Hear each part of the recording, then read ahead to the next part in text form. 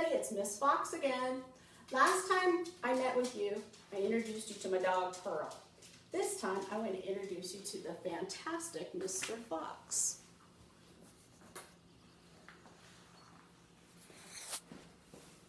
Here he goes.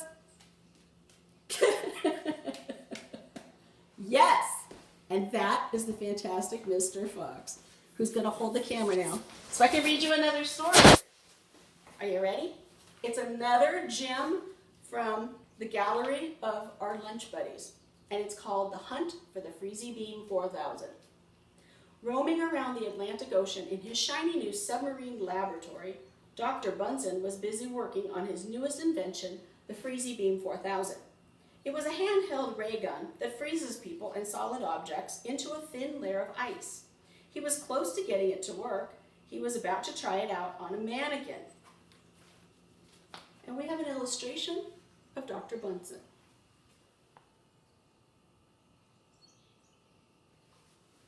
The doctor dragged the mannequin out of the closet and set it up in the experiment arena. He aimed the ray gun, counted 1, 2, 3, and fired. Glurg!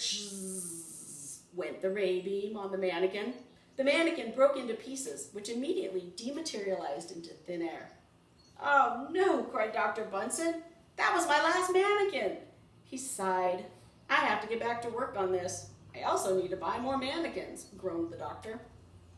Word had spread around the world about the doctor's latest invention. Scientists everywhere were excited to try it out, and law enforcement couldn't wait to get their hands on it to help catch the bad guys. Unfortunately, bad guys also wanted to get their hands on it, but for evil reasons. And here's an illustration of the Freezy Beam 4000.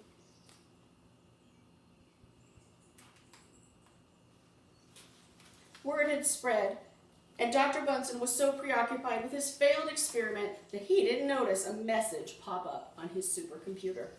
The message said, "I'm coming for your invention. I'll use your ray gun to freeze people and make them obey me. The world will belong to me. Beware. I'll be arriving at your lab in 33 seconds. It was signed Nick Nobody, the greatest computer hacker in the world. Dr. Bunsen didn't have a chance to see the message before Nick Nobody teleported himself into the lab. "What are you doing here?" cried the doctor. Nick Nobody replied, "I'm here to steal your greatest invention and make it mine. Mwahaha." Quickly, Dr. Bunsen fired the Freezy Beam 4000 at Nick Nobody, but he missed. Quickly, the beam boomed and entered the time teleporter device, which was another of the doctor's inventions. The shot froze the teleporter in a thin layer of ice. The time machine had been set to 5 years in the past, and it was now frozen. One thing was certain, Dr. B had bad aim. When Nick Nobody realized he was safe, he ran to the arena and jumped over it.